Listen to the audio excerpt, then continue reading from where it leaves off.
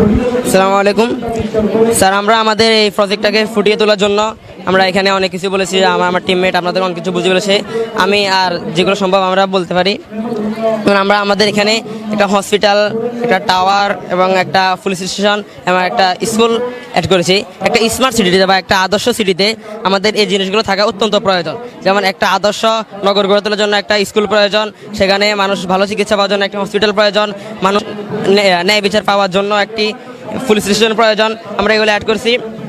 আর রাতের বেলা সচরাচর মানুষ পুরো দিন কাজ কর্ম করে তারা বাইর হয়, তো তখন অন্ধকারে তারা চলতে পারে না। সেজন্য আমরা কিছু লাইট অ্যাড করছি, যেটা একটা স্মার্ট শহর বা একটা স্মার্ট সিটিতে অত্যন্ত ল্যাম্পপোস্টগুলো। আমরা আমাদের ন্যাচারালটাকে ব্যালেন্স করে রাখার জন্য আমরা কিছু গাছ অ্যাড করছি। আমরা এই রাস্তাগুলো নির্দেশনা দিয়েছি। এখানে এটা হলো ওয়ান ওয়ে রোড।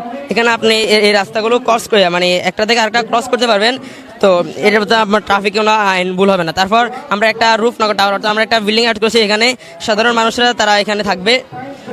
তারপর আমরা কিছু ইন্ডিকেটর অ্যাড করছি, যেমন দিক নির্দেশনা দেওয়ার জন্য।